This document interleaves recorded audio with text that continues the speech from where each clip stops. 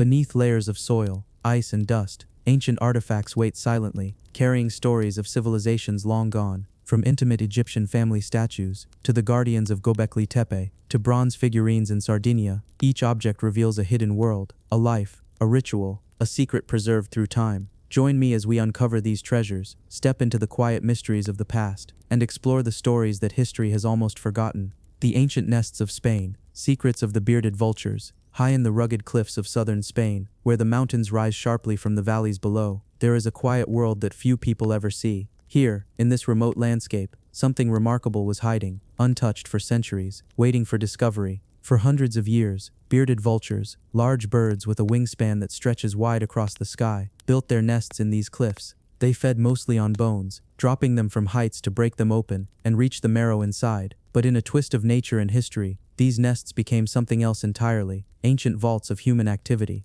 Archaeologists studying the area noticed something unusual. Among the stones and sticks of the nests, there were artifacts, tools, charred fragments, small objects that had been left behind or accidentally deposited long ago. These nests, built by birds, had preserved human history for over 6 centuries, untouched by time, protected from erosion, hidden high above the world. The nests acted like natural museums. Imagine climbing the cliff, step by careful step. The air is thin and cool, the wind whistles softly against the rocks. Below, the valley stretches away in quiet, empty expanses. As you reach the nests, you see them nestled in their ledges, large, tangled structures of sticks, bones and stones. At first glance, they seem like any bird's nest, but when the archaeologists look closer, carefully, gently, they see human fingerprints in the form of artifacts, fragments of tools, charcoal from fires, pieces of pottery, bits of bone, shaped or marked by human hands. It's extraordinary because it is rare. Human objects preserved so long, so high and so safe from the elements. It is a gift from both nature and time. Stories of people who lived centuries ago, whose lives were simple but meaningful. People who hunted, gathered and survived in these rugged mountains. They made tools to cut, scrape, and shape. They made fire to cook, to keep warm, to see in the dark. They left traces of themselves behind, not knowing perhaps that birds' nests would preserve them for centuries. Picture a nest carefully built on a narrow ledge. Imagine a bird bringing bones and stones. Imagine humans leaving tools nearby, unaware that the birds would carry them away and weave them into their home. It's almost poetic, the way nature and humans intersect in this quiet, unnoticed way. A story that could only be found by patient observation and careful excavation. The age of these artifacts is estimated to be around 650 years old. That places them in the late medieval period, a time when people in southern Spain were farming, traveling, trading, and building communities. But in these remote cliffs, life moved at a slower pace. Survival depended on the land, on the animals, and on knowledge passed quietly from one generation to the next. The birds unknowingly were curators, preserving these human objects, keeping them safe from rain, erosion, and decay. Archaeologists were careful. Every object was documented, every layer of the nest analyzed. They used modern techniques to date and study the artifacts, revealing details about the people who lived nearby, what they ate, the tools they used, and the ways they interacted with their environment. Some tools were sharp, chipped from stone. Some fragments showed signs of use, scraping, cutting, shaping. Tiny charred pieces of wood and bone indicated fires, perhaps used for warmth or cooking. Each piece spoke quietly across centuries, a message from a past life. You can imagine what it must have been like, centuries ago, living near these cliffs. The mountains rise steeply, the wind sweeps across the ledges, the vultures circle overhead, their shadows moving silently over the valleys. Humans walked carefully along the slopes, carrying tools and firewood, shaping their lives in a world that was both beautiful and dangerous. And somewhere above them, the nests were being built, unknowingly storing pieces of that life for the distant future. It is strange to think about, that a bird's nest could become a time capsule, that human artifacts, left casually or accidentally, could survive so long,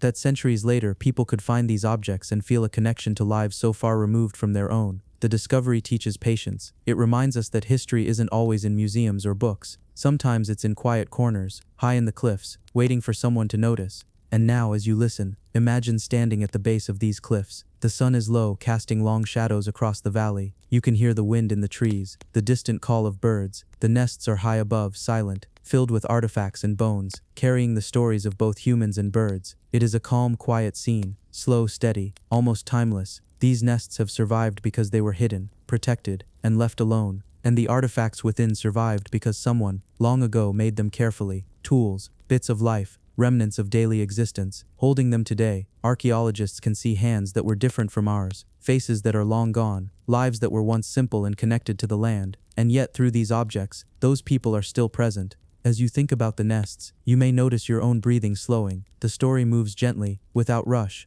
The mountains, the wind, the ancient artifacts, all create a quiet rhythm. It is a rhythm that stretches across centuries, a rhythm of life preserved, waiting, and finally found. The discovery reminds us of the fragility of life and the strength of preservation. It reminds us that even small, seemingly ordinary objects can survive centuries, telling stories when we take the time to listen. The nests of the bearded vultures, abandoned for over 100 years, became guardians of history, and through them the lives of medieval humans, who might have been forgotten entirely, are remembered. As the sun sets over southern Spain today, the cliffs remain quiet. The wind moves through the valleys, the birds still fly in the distance. The nests are empty now, but the artifacts remain, safely preserved, telling their story to anyone who pauses long enough to notice. It is a story not of fame or grandeur, but of everyday life, and of time quietly carrying it forward.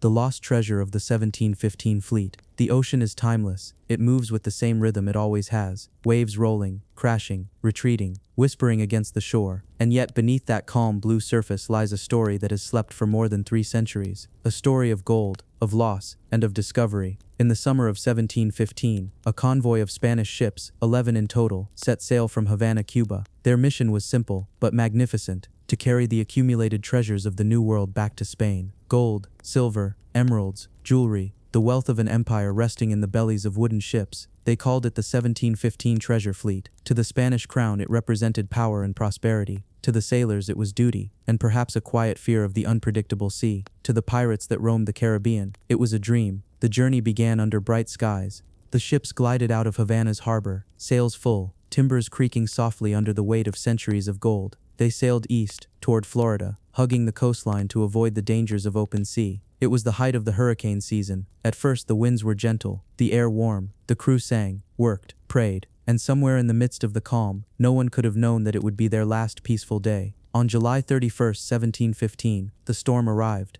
A wall of clouds rose over the horizon, thick, gray, and endless. The winds began to roar, the sea grew restless, and the fleet realized the truth. There would be no escape. By nightfall the storm had become a fury. Waves rose like walls, smashing the ships into splinters. Lightning cracked across the sky, revealing flashes of terror. Masts breaking, sails tearing, men clinging to what they could. In the darkness prayers turned into screams, then silence. By dawn the entire fleet was gone. 11 ships and more than 1,000 lives swallowed by the Atlantic, their treasures scattered across the seafloor, hidden by sand, coral, and time. For centuries stories of the lost fleet drifted like sea mist, whispered by fishermen, recorded by explorers, and chased by fortune seekers. Many tried to find the gold, but the ocean kept her secret. The Florida coast came to be known as the Treasure Coast, a name that still lingers today. Occasionally, storms would wash fragments of the past onto the beaches. A coin, a jeweled cross, a piece of silver. Each find would renew the legend, reminding the world that the ocean was still holding something extraordinary beneath its waves. Then, in the year 2015,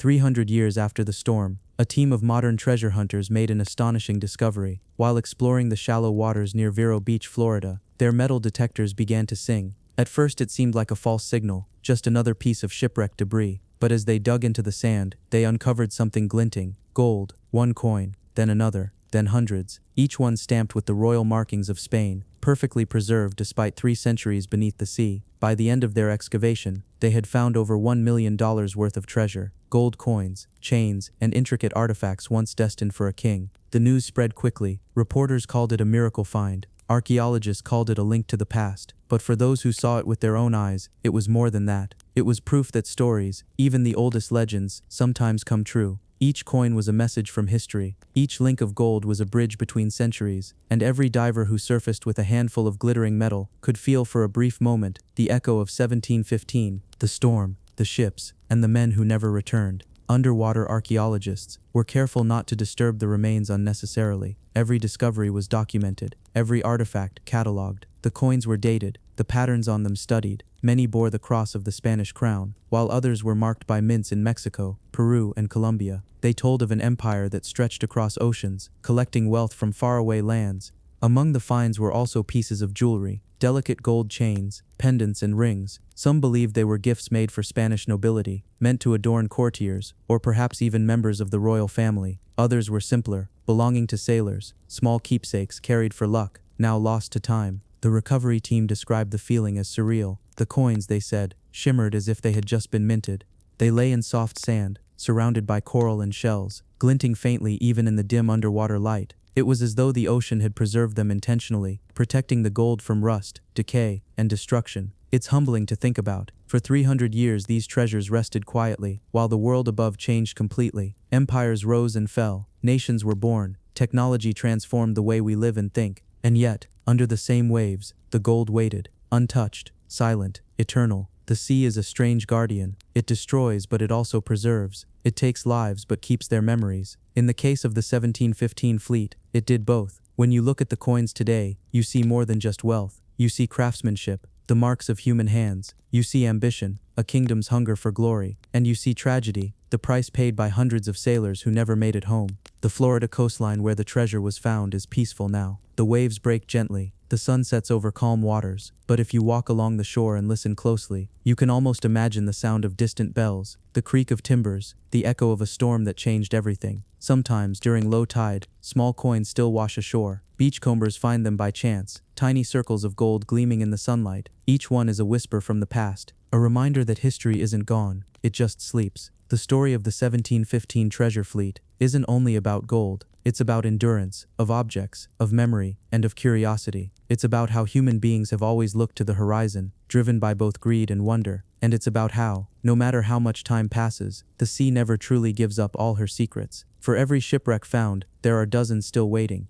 Each one holds something different, not always treasure, sometimes just a story. But those stories, like gold, are priceless. As the divers finished their recovery, and the sun began to set over the calm Atlantic, the sea glowed orange and gold, as if reflecting the very treasure it had hidden for centuries. The waves whispered softly, like the sigh of history exhaling. One of the divers later said that as he held a coin in his hand, he felt as though he could almost hear the sailors' voices, the captain shouting orders, the crash of thunder, the creak of the masts, and then, silence. That silence has lasted for centuries, and now, slowly, it is being broken, not by storms, but by discovery. When you think about it quietly, it's comforting. The idea that something once lost, once completely gone, can still be found, that even after centuries, light can reach the depths, and hands can touch the past again. Perhaps that's the real treasure, not the gold itself, but the connection it gives us, a reminder that everything, no matter how long it's been gone, leaves traces. And now, as you imagine the ocean stretching endlessly toward the horizon, the water shimmering, the waves rolling softly, you can let your thoughts drift, just as those ships once did. Let the sound of the sea guide you into calmness. Let the image of gold beneath blue water fill your mind, glowing quietly in the dark. Because somewhere down there, under layers of sand and silence, the rest of the 1715 fleet still sleeps, waiting for another sunrise, waiting for another story, and perhaps, waiting for someone else to listen. The 4,500-year-old gold brooch of Troy. In northwestern Turkey, near the gentle slopes of the Aegean coast, lies the ancient city of Troy. Troy is more than just a location. It is a layered history, built and rebuilt over thousands of years. Its ruins carry the stories of generations of people who lived, worked, and thrived in ways we are still trying to understand. Archaeologists have been excavating Troy for over a century. Each dig uncovers layers of soil, stone, and artifacts, carefully recorded and analyzed. Every artifact, from pottery shards to fragments of tools, tells a story. Each layer is a window into the lives of those who walked these streets long ago. In the seventh layer of Troy, dating back approximately 4,500 years, archaeologists discovered a small, delicate gold brooch. At first glance it appeared simple, but closer examination revealed its remarkable craftsmanship. Its design and precision were unexpected for that period, showing that Troy's inhabitants had advanced skills in metalwork long before previously believed. The brooch likely belonged to someone of social significance. It may have been worn on clothing, perhaps on a cloak or tunic. Its purpose could have been practical, decorative, or symbolic. The care taken in its creation suggests that the wearer valued both artistry and function. Excavation at Troy is slow and meticulous. Archaeologists work with brushes and small tools, removing soil layer by layer. Every find is photographed, measured, and catalogued. Context is key. The exact position of the brooch in the soil helps explain its history, how it was used, and why it survived for thousands of years. Modern technology adds even more depth. Microscopes reveal fine details invisible to the naked eye. Chemical analysis traces the origin of the gold. Three-dimensional scans capture the brooch precisely, preserving its form and features. Each analysis provides new insight into the skill and culture of Troy's inhabitants. The discovery challenges prior assumptions. Advanced goldwork was believed to appear later in Troy's history. This brooch proves otherwise. It demonstrates that Troy's people had developed sophisticated techniques and valued skillful craftsmanship early on. Daily life in Troy can be imagined through such artifacts. People cooked, worked, traded, and socialized. Streets were busy with movement and activity. Workshops crafted tools, textiles, and ornaments. In this world, the gold brooch was worn, cherished, and perhaps even passed down through generations. The brooch also hints at cultural and trade connections. Troy was not isolated. It interacted with nearby regions. Materials, techniques, and ideas moved through trade routes. The gold may have come from local mines or traveled across distant lands. Either way, it reflects a society engaged with the wider world. Comparing this brooch with other finds helps researchers understand Troy's society. Who had access to gold? Who created it? What skills and knowledge were required? These questions, while speculative, give context to the object and its culture. Imagine the person who owned it. Perhaps they were a craftsperson, a merchant, or someone of prominence. They walked the streets, tended to daily routines, and participated in communal life. The brooch was part of their existence, an expression of status, taste, or personal identity. Excavation continues carefully, uncovering pottery, tools, and ornaments. Each artifact adds to the story. Together they reveal Troy's technological, social, and cultural sophistication. The gold brooch, though small, is key evidence of the artistry and skill present in this ancient city. Detailed analysis shows the tools and techniques used to shape the gold. Tiny marks reveal precision, planning, and expertise. This attention to detail demonstrates that craftsmanship in Troy was both practical and artistic, reflecting aesthetic values deeply ingrained in society. The gold brooch highlights the patience required in archaeology. Objects are rarely discovered immediately. Each layer of soil must be examined thoroughly. Careful excavation ensures the artifact's context is preserved, allowing historians to reconstruct its story and significance. Artifacts like this brooch offer insight into Troy's daily life, culture, and economy. They reveal trade networks, social hierarchies, and artistic skill. Even a small object carries the story of a civilization, bridging thousands of years to connect us with the past. Through modern study, archaeologists continue to uncover details. Microscopes show fine craftsmanship. Chemical tests trace materials. 3D scans record dimensions accurately. Each study layer adds to understanding, revealing not only the object itself, but also the society that produced it. Even centuries later, the brooch survives. It is preserved under careful conditions, sometimes displayed for scholars and the public. Observers can appreciate its design, craftsmanship, and cultural significance. Though small, it speaks volumes about Troy and its people. The gold brooch is a bridge across millennia. It demonstrates creativity, skill, and social complexity. It connects us with individuals who lived thousands of years ago, showing their values, knowledge, and daily life. As excavations continue, more artifacts may emerge. Each contributes to a fuller understanding of Troy. The brooch, though modest in size, is a key piece, illustrating artistry, skill, and human ingenuity from an ancient civilization. Even in its simplicity, the brooch reminds us that history is preserved in the smallest details. It tells the story of people who lived, worked, and created, leaving traces for us to uncover and understand. This is the story of the 4,500-year-old gold brooch of Troy, a small object with a significant story, preserved across millennia, connecting the past to the present, and allowing us to glimpse the lives of a civilization long gone. Ancient satyr mask confirms Greek theater in Black Sea colony. Along the coast of the Black Sea, in what is now modern-day Bulgaria, the land stretches gently toward the horizon, where the waves meet the sky.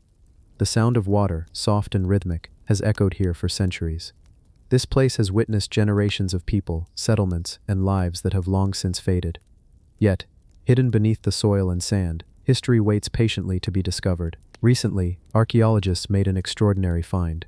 Buried deep beneath layers of earth, in a quiet excavation site, they uncovered a small but remarkable artifact, a fragment of an ancient mask. It is not just any mask, it is a satyr mask, carved with careful attention to detail, depicting a half-human, half-goat figure. Its exaggerated features, wide eyes, and open mouth seem almost alive, as if frozen mid-laughter. Satyrs, in Greek mythology, were companions of Dionysus, the god of wine, music, and theater. They were playful, mischievous, and often the bringers of joy and chaos. They danced, sang, and acted alongside humans in ancient Greek plays, embodying the wildness of nature and the humor of life. This mask is a small, tangible piece of that world, carrying the essence of performance, culture, and celebration. It shows that Greek theater, usually associated with Athens, Corinth, or other city-states of the Aegean, had spread far across the Black Sea, reaching colonies that were once remote and distant. Here people performed, celebrated, and connected through art, just as their counterparts did hundreds of miles away. The mask proves that the universal human desire to tell stories, to entertain, and to gather for shared experiences was alive even in this distant colony. Excavation is slow and deliberate. Each layer of soil is removed carefully, brushes sweeping away centuries of dust. Every fragment, every shard, every small stone is recorded, catalogued, and analyzed. The mask was found amidst pottery shards, flint tools, and other remnants of daily life. While many objects reveal mundane activities, this mask reveals something more: imagination, culture, and performance. Imagine for a moment the person who wore it. Perhaps it was an actor, a performer chosen to bring myth to life. Their movements were careful, rehearsed, and deliberate.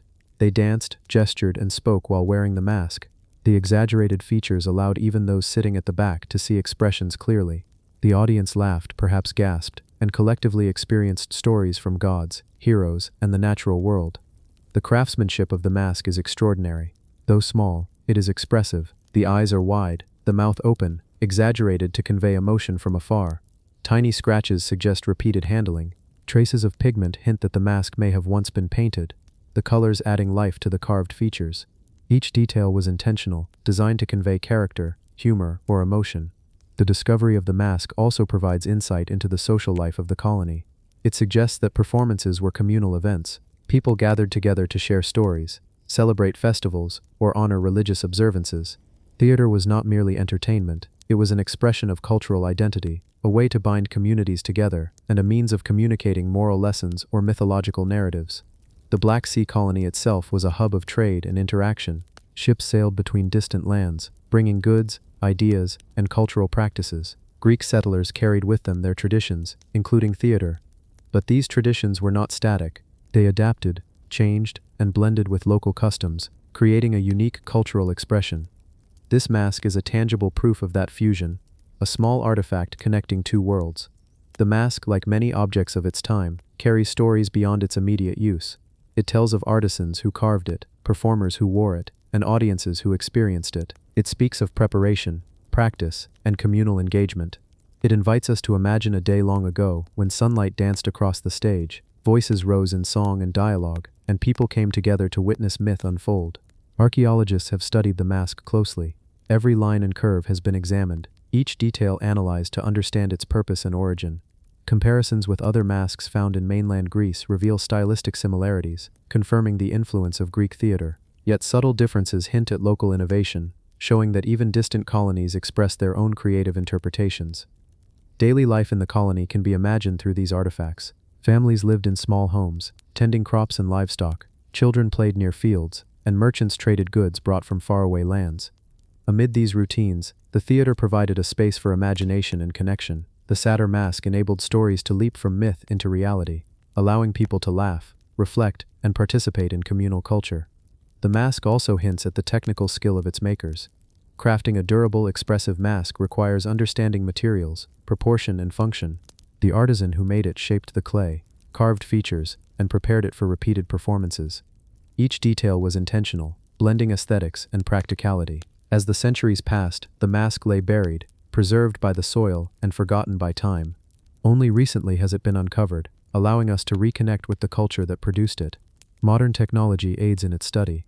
Microscopes reveal fine details invisible to the naked eye. Chemical tests detect traces of pigment. Three-dimensional scans preserve its shape for future generations. Each method enhances our understanding, while also preserving its delicate form. Through this mask, we can imagine entire performances, actors moving rhythmically across a stage, their expressions amplified by carved features. The chorus sings in harmony. The audience, from children to elders, reacts collectively to story, humor, and drama. In this small moment, captured by an ancient mask, we glimpse the vibrancy of daily life and the universality of human creativity. Even in its silence, the satyr mask communicates. It speaks of laughter, mischief, and imagination. It embodies artistry, performance, and social connection. It reminds us that even far from the heart of Greece, people sought to tell stories, celebrate myths, and create shared experiences. Artifacts like this satyr mask connect us to the past. They allow us to imagine lives long gone, performers preparing for festivals, audiences gathered in anticipation, communities celebrating together. The mask is a bridge across millennia, linking us to human creativity, imagination, and connection. As archaeologists continue to study the site, more may be revealed. Additional artifacts, structural remains of a stage or performance area, traces of rituals that accompanied performances. Each discovery enriches our understanding of life in this colony, its art, its culture, and its people. And so, the mask rests, quietly, patiently. It awaits careful study, reflection, and the gentle storytelling of those who share its story. It allows us to imagine a world of laughter, ritual, and connection, to picture distant shores, and to feel the pulse of ancient life. Even now, as we think of it lying in the soil, we can hear the faint echoes of a festival long ago. Music, dancing, voices lifted in story. The Satyr mask is a small object, yet it carries a universe within it. It reminds us that art, performance, and imagination are timeless, shared across generations, and preserved, patiently, for those willing to see, listen, and imagine. Massive 5,000-year-old dolmen unearthed in southern Spain. In the rolling hills of southern Spain, amidst fields that have seen centuries of cultivation, archaeologists have uncovered a structure that speaks to the ingenuity and beliefs of people who lived over 5 millennia ago. This structure, a massive dolmen, is part of a network of megalithic monuments that dot the European landscape, each silently telling stories of ancient communities, rituals, and lives long past. Dolmens are ancient stone chambers, constructed with large upright stones supporting horizontal capstones. Often thought to serve as tombs or ceremonial spaces, these structures represent some of the earliest forms of monumental architecture. They are built without mortar, yet their stability endures for thousands of years, a testament to the understanding of balance, engineering, and materials possessed by their builders. This particular dolmen, recently excavated in southern Spain, measures several meters in length and height. Its capstones weigh several tons, carefully placed atop upright supports to form a chamber, capable of holding remains, offerings, or ceremonial objects. The effort required to construct such a monument indicates organization, cooperation, and purpose within the community that built it. Excavation of the site has revealed artifacts within and around the dolmen, including pottery shards, flint tools, and fragments of personal ornaments. Each item provides a glimpse into the daily life, technology, and culture of the people who built and used the dolmen.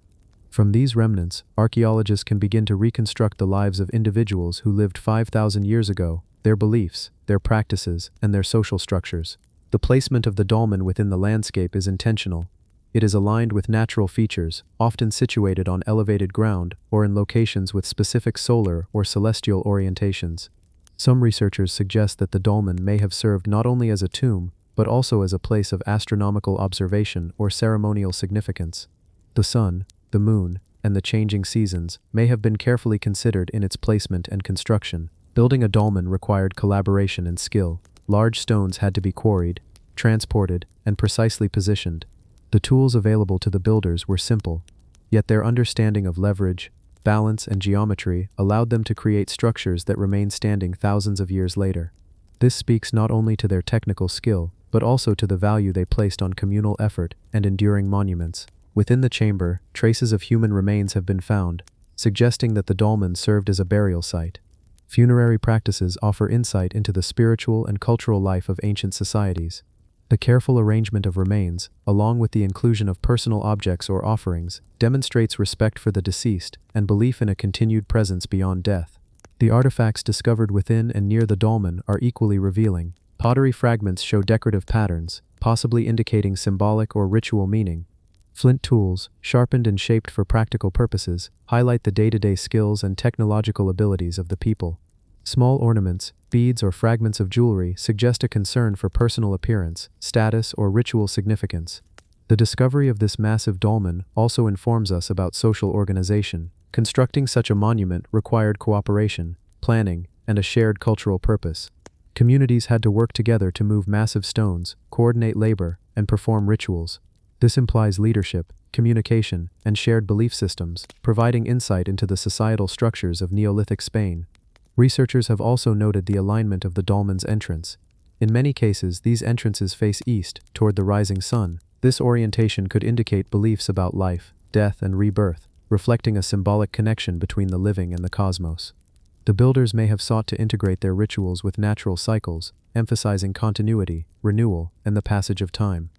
Imagine life in the community that built this dolmen. Daily routines included farming, tool-making, social gatherings, and ritual observances. Children played near the fields, adults tended crops and livestock, and artisans shaped tools and pottery. The dolmen stood as a focal point, a structure linking the present with ancestors and the spiritual world. The construction of the dolmen was likely a communal event, perhaps accompanied by feasting, music, or ritualized activities. Such events strengthened social cohesion, reaffirmed beliefs, and connected individuals to their shared history and culture. The dolmen was not merely a physical structure, it was a vessel of identity, memory, and continuity. Excavation of the dolmen continues carefully. Archaeologists use brushes, trowels, and modern recording techniques to preserve delicate remains and artifacts. Soil samples are analyzed to understand diet, agriculture, and environmental conditions. Radiocarbon dating provides precise ages, anchoring the monument firmly in the Neolithic period. The size and craftsmanship of this dolmen indicate that it was an important site. It likely served multiple purposes: burial, ritual, and perhaps celestial observation. Its enduring presence allows us to trace the development of early monumental architecture, revealing the ingenuity and dedication of its builders. By studying the associated artifacts, researchers can reconstruct patterns of daily life, trade, and interaction. Flint tools, for example, indicate the availability of resources and the technical knowledge required to produce functional implements. Pottery decorations may reflect symbolic or aesthetic values, revealing a concern for beauty and meaning in everyday life. The dolmen's location also highlights the interaction between people and their environment. Its builders chose the site carefully, considering topography, accessibility, and possibly even spiritual significance. The monument demonstrates an early understanding of landscape and natural forces, linking human activity with the surrounding world. Visitors to the site today can witness the scale of the monument and appreciate its construction. Standing before the dolmen, one can imagine the labor, coordination, and skill required to build it. The massive stones, weathered by time, still convey presence, stability, and cultural significance. Through this dolmen, we glimpse the human desire for continuity. The builders sought to leave something lasting, to honor those who had passed, and to mark their place in the world. This enduring structure connects us to people who lived thousands of years ago, showing that the impulse to create, commemorate, and connect transcends time. Even in its silence, the dolmen speaks. It carries stories of labor, belief, and community. It demonstrates technical skill, aesthetic sensibility, and social cooperation. It allows us to imagine the lives of Neolithic people, their routines, their rituals, and their understanding of the world around them. The massive 5,000-year-old dolmen of southern Spain is more than just stone. It is a testament to human ingenuity, a marker of cultural and spiritual life, and a preserved link to a society long past. Through careful study, archaeologists continue to uncover the stories it holds, revealing insights into ancient architecture, ritual practice, and daily life. This is the story of the massive dolmen, a monument constructed with care, purpose, and skill, standing as a witness to history. It preserves the legacy of those who lived 5,000 years ago, connecting past and present through human creativity, labor, and belief. Roman brooch discovery reveals Iron Age Roman exchange in Scotland. In the rolling, mist-covered hills of Scotland, where heather spreads across gentle slopes and the morning fog drifts lazily through valleys, archaeologists recently uncovered a small object that carries a remarkable story. It was a brooch. Simple, yet exquisite. Crafted from bronze, its intricate design hints at the hand of a skilled artisan from centuries ago. This brooch, buried in soil for over 2,000 years, speaks quietly of lives long past, of connections between distant peoples, and of the everyday rhythms of life during the Iron Age and Roman period. The discovery took place in a quiet excavation site near an old settlement, where the land itself seems timeless. Each layer of earth peeled back revealed fragments of pottery, small tools, and hints of dwellings. Among these ordinary traces of daily life, the brooch shone as something more. Its design suggested a Roman influence, yet it was found far from the heart of the empire, in a land still home to Iron Age communities. The brooch is small, circular, and delicately engraved. Its clasp mechanism, though simple, is precise, designed to hold fabric securely while remaining easy to fasten. The ornamentation suggests a concern for beauty and status, a desire to display craftsmanship even in everyday objects. This brooch may have been worn by someone of importance, or perhaps it was a cherished possession, passed down through generations, surviving centuries in silence. As archaeologists examined the site, they began to reconstruct the story of interaction between the Roman world and the local Iron Age communities. Scotland, while never fully incorporated into the Roman Empire, was not isolated. Trade routes, military campaigns, and cultural exchanges created connections between distant peoples. Objects like this brooch are evidence of those connections, small, tangible reminders that people moved, communicated, and influenced one another even in ancient times. Imagine the journey of this brooch. Crafted in a workshop, perhaps in the south of the empire, it may have traveled by wagon, boat, or carried by a traveler walking long distances through forests and mountains. Eventually, it reached the northern settlements, where it became part of someone's daily life. Each scratch, each polish, tells the story of touch, use, and care over centuries. This discovery also invites us to consider the daily life of its wearer. Perhaps it fastened a cloak worn during a brisk morning walk across fog-laden fields, or it adorned ceremonial clothing worn during gatherings, feasts, or festivals. The brooch is functional, but also symbolic, an expression of identity, taste, and connection to a wider world. Archaeologists carefully recorded its position, noting nearby artifacts, fragments of clay pots, iron tools, and the remains of hearths. These details suggest a settlement where daily life was complex and varied. People farmed the land, tended animals, prepared food, and crafted tools. They also engaged with objects from afar, incorporating them into their lives, adapting foreign designs to local taste and use. The Roman influence on local craftsmanship is clear in the brooch. The technique of metalworking, the patterns etched into its surface, and even the shape all reflect Roman design traditions. Yet there is a subtle local twist, a slight asymmetry, a pattern adapted to local preference. This is the evidence of cultural exchange, where influence is absorbed, interpreted, and personalized by communities far from the centers of power. The context of this brooch is equally important. Found near other Roman objects, it suggests trade or gifting, perhaps even alliances. Objects in the past were not merely functional, they conveyed messages. A brooch could signal status, allegiance, or appreciation. It could be a gift between families, a reward from a leader, or a souvenir from a traveler passing through. The more archaeologists study the brooch, the more subtle details emerge. Microscopic examination reveals tiny tool marks from the workshop, traces of wear from repeated use, and remnants of corrosion that tell of centuries beneath the soil. Chemical analysis detects elements of the alloy used, providing clues to the origin of the metal. Each piece of evidence adds depth to the story, allowing us to imagine the journey of this small object across time and space. Imagine life in this Scottish settlement. In the early morning, mist blankets the fields. Families wake to tend crops and animals. Children play among the heather and stones, their laughter carried on the wind. Adults repair tools, prepare food, and weave textiles. And amidst this rhythm of daily life, someone fastens the Roman brooch to their cloak. It holds fabric in place, adds beauty to attire, and quietly signifies connection to worlds beyond their hills. The brooch, though small, represents more than fashion or utility. It symbolizes contact between distant cultures, adaptation, and the human desire for expression. It reflects both practicality and artistry, showing that even the simplest objects can carry meaning. For archaeologists, each such discovery is a key to understanding networks of exchange, patterns of life, and the subtleties of social interaction long ago. As we imagine the ancient wearer, we picture hands adjusting the brooch, fingers tracing its curves, and the sensation of weight against the chest. We picture the sun rising over Scottish hills, lighting the cloak, the brooch catching faint glimmers of sunlight. Each day it remains part of life, ordinary yet extraordinary, bridging Iron Age and Roman influence. Over centuries, the brooch lay hidden, buried beneath soil and time. It survived floods, frost, and the quiet shifts of earth. Preserved in this calm, silent state, it waited to be rediscovered, patiently holding its story, waiting for modern hands to uncover it. Through the brooch, we glimpse the interconnectedness of ancient communities. It reminds us that people were not isolated, that ideas, art, and craftsmanship traveled. Even in remote regions, humans sought beauty, connection, and meaning. Small objects like this brooch carry evidence of relationships, cultural exchange, and the enduring creativity of past societies. Excavation continues carefully. Every soil sample, every fragment of pottery, every small tool contributes to a fuller understanding of life in this settlement.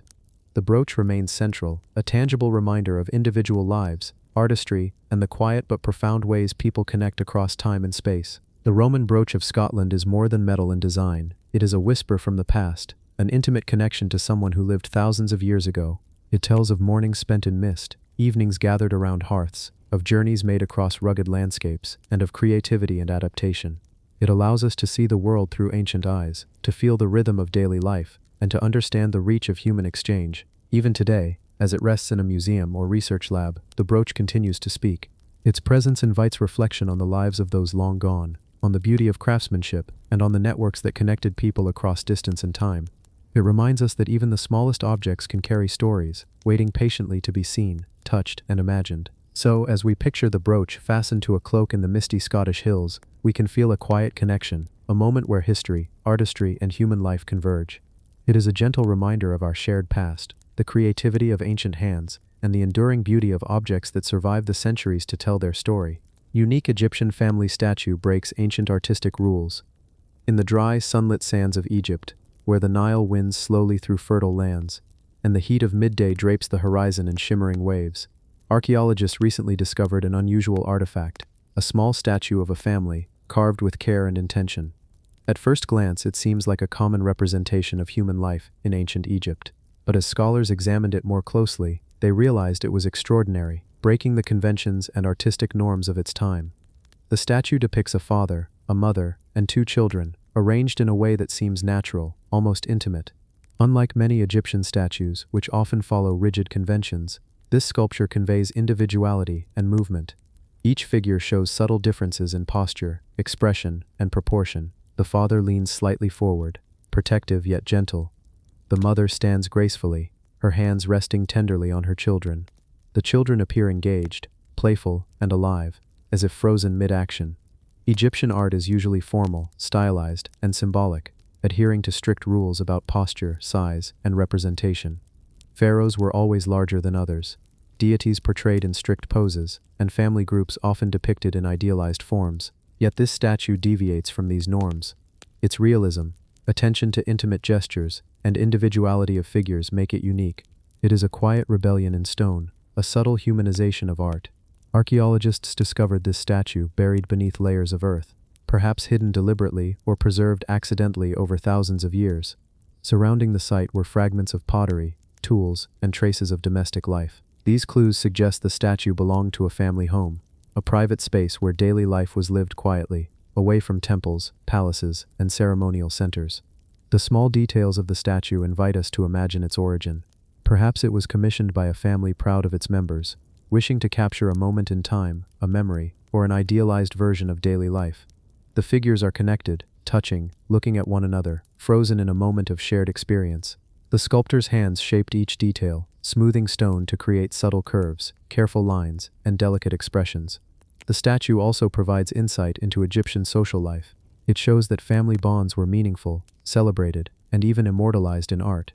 Though the pharaohs and gods dominate much of what we know of ancient Egyptian culture, this statue reminds us of ordinary people and the quiet significance of family life. It captures a universal human theme, the desire to preserve love, connection, and memory.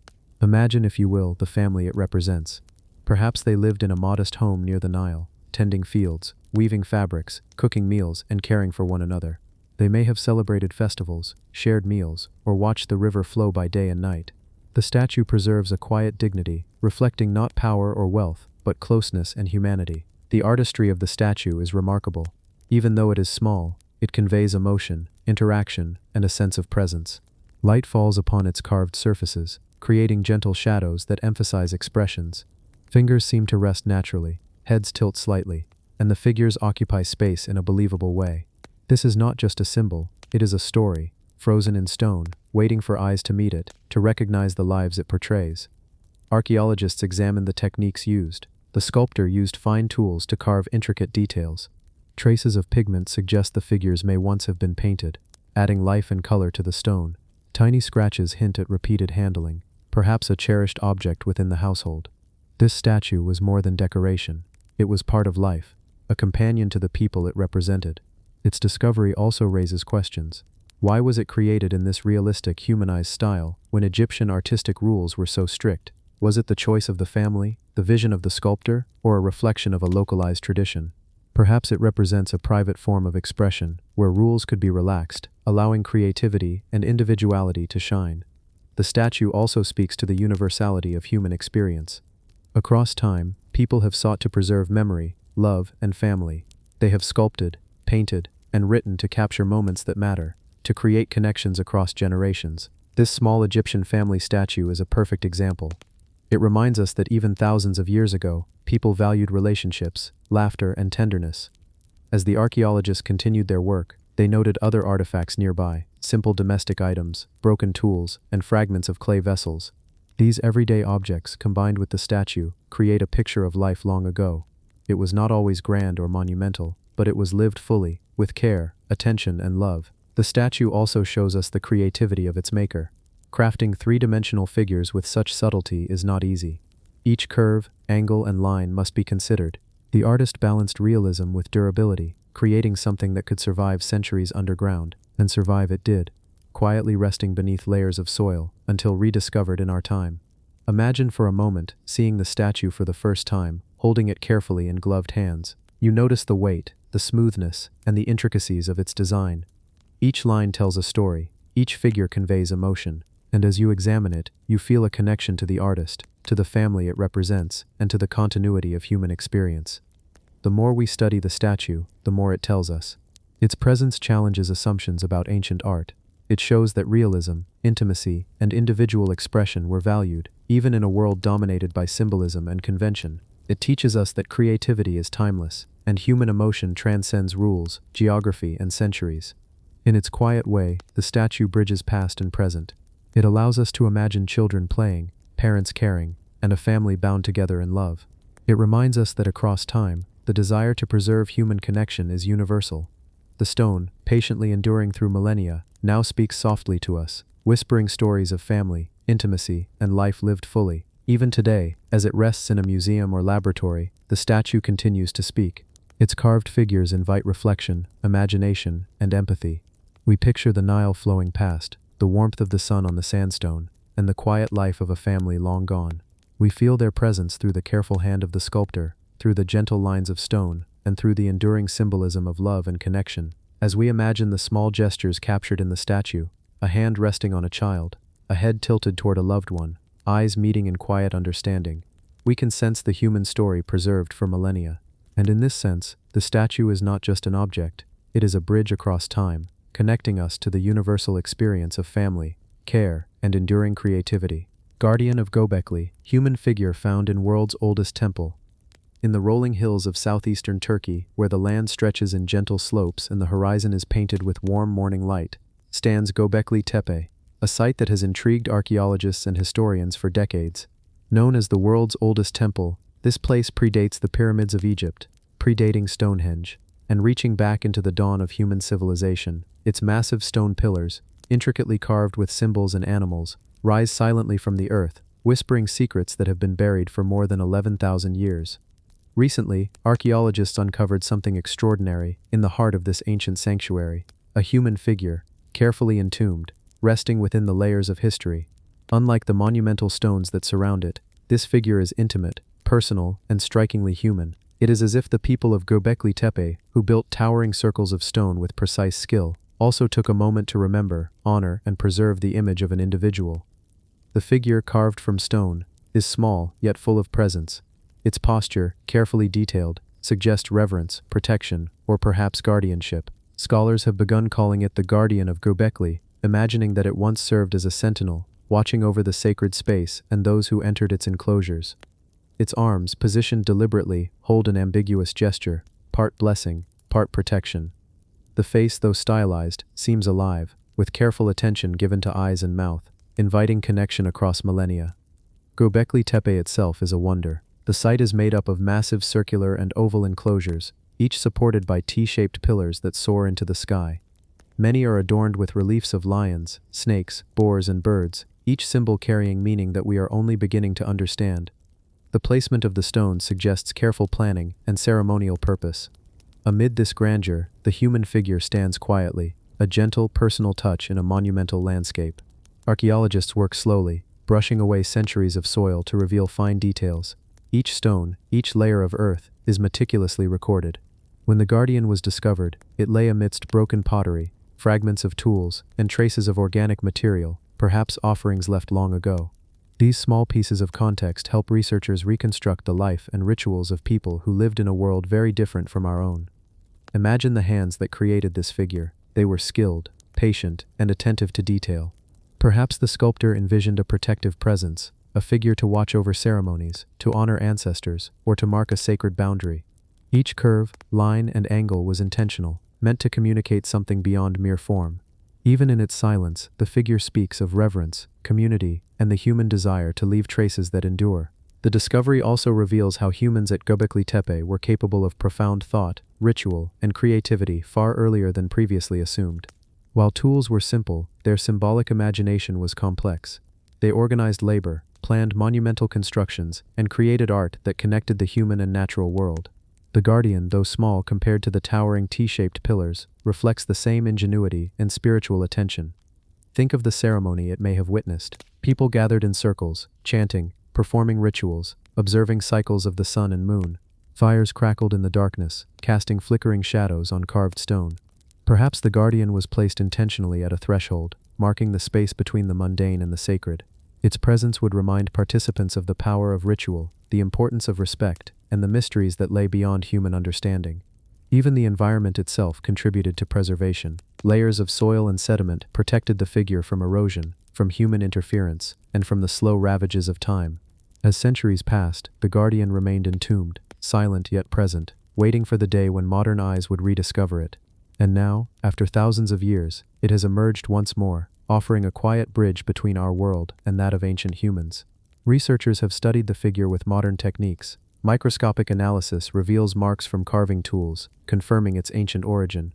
Traces of pigment suggest it may once have been painted, enhancing its lifelike presence. The position of the figure in relation to surrounding stones hints at ritual significance, showing it was not placed randomly but with intention and care. We can imagine life at Göbekli Tepe, as this figure would have witnessed it. People moving among massive stones, their voices rising in song or ritual, elders guiding ceremonies, children watching curiously from the edges. The rhythm of daily life intertwined with spiritual practice, with respect for the cycles of nature, and a deep sense of connection to ancestors and community. In this context, the Guardian becomes more than stone, it becomes witness, participant, and protector. Its small size compared to the monumental pillars does not lessen its significance. Rather, it humanizes the landscape, while the great T-shaped stones symbolize power, collective effort, and cosmological understanding. The Guardian embodies personal attention, care, and intimate connection. It is a reminder that even in the shadow of the monumental, individual expression and devotion matter. The figure also challenges our assumptions about ancient human culture. Scholars often think of early humans as focused solely on survival. Yet discoveries like this reveal a more complex reality. People at Göbekli Tepe engaged with abstract ideas, symbolism, and ritual practice. They created art, communicated through carved symbols, and structured their world with both practical and spiritual intention. The Guardian embodies this synthesis, a tangible, personal expression of a highly creative mind. Imagine now the journey of the stone itself, carved, shaped, and transported to its resting place. It required planning and labor. Each movement of the sculptor's hands was deliberate, each placement of the figure purposeful. Then for centuries, it remained entombed, protected by layers of earth, witnessing the quiet passage of time. And now, it is rediscovered, allowing us to glimpse the thoughts, creativity, and care of people who lived millennia ago. The Guardian of Göbekli also invites reflection on human continuity. Across thousands of years, we share the same desire to remember, to honor, to preserve. We carve, sculpt, write, and tell stories. The Guardian is one such story, told in stone, patiently enduring, waiting for those who seek to understand, to imagine, and to connect. As modern visitors or viewers of this artifact, we can picture its role in ceremonies, the reverence of participants, and the care with which it was made. We can sense the rhythm of life in this ancient sanctuary, the ebb and flow of people, rituals, and thought. The figure connects us to the earliest known temple in human history, reminding us that even in distant times, humans sought meaning, presence, and protection. Even in quiet observation, the Guardian communicates. It tells of attention to detail, the power of symbolism, and the intimate ways humans interact with sacred spaces. It is both small and monumental, simple yet profound. In conclusion, the Guardian of Göbekli is more than a human figure carved in stone. It is a bridge across millennia, a whisper of ceremony, a witness to human creativity, and a testament to the depth of early human culture. Its discovery deepens our understanding of Göbekli Tepe, offering a personal human dimension to a site dominated by monumental architecture. As we imagine the Guardian resting among the great pillars, silent yet present, we can feel the pulse of history, the careful hand of its maker, and the lives of those it once watched over. It is a quiet reminder that even in the earliest days of civilization, humans sought connection, meaning, and expression, and that these desires, carved in stone, can reach across time to touch us today. Fascinating Sardinian bronze figurines tell tale of vast European trade. On the rugged, windswept shores of Sardinia, where the Mediterranean waves lap softly against limestone cliffs. Archaeologists recently uncovered a set of bronze figurines that have opened a window into a forgotten past. Small, intricately crafted, and seemingly ordinary at first glance, these figurines are anything but. Each piece tells a story of artistry, trade, and the interconnected world of Bronze Age Europe. The figurines, carefully shaped by skilled hands, depict human figures, animals, and symbolic objects. Bronze, smelted and molded with remarkable precision, has preserved the details of faces, clothing, and posture over thousands of years. The figures are small enough to be held in one hand, yet each carries a weight far greater than its material suggests, the weight of history, of culture, and of connections that stretch across vast distances. Archaeologists discovered the figurines buried within settlements, hidden beneath layers of earth and stone. Each figurine was accompanied by fragments of pottery, ornaments, and tools, remnants of daily life that reveal the rhythms and routines of communities long vanished. It is in this quiet context that the figurines take on their significance, not merely objects of art, but active participants in the lives of the people who created them. The craftsmanship is striking. The human figures are adorned with detailed garments and accessories, each etched line deliberate. Animals are depicted with attention to posture, anatomy, and expression. Some figurines appear to carry symbolic items, suggesting religious or ritualistic significance. Every curve, angle, and surface tells a story of attention, care, and imagination. What makes these figurines particularly remarkable is the evidence they provide of extensive trade networks in Bronze Age Europe. Chemical analysis of the bronze indicates that the metal was not local to Sardinia. Instead, it likely came from distant sources, transported over land and sea. This discovery hints at a vast, interconnected system where communities exchange not only goods but ideas, artistic techniques, and cultural practices. The figurines are also evidence of communication across cultures. Some designs resemble objects found in distant regions of Europe, in the Italian peninsula, the Iberian coast, and even the Aegean islands.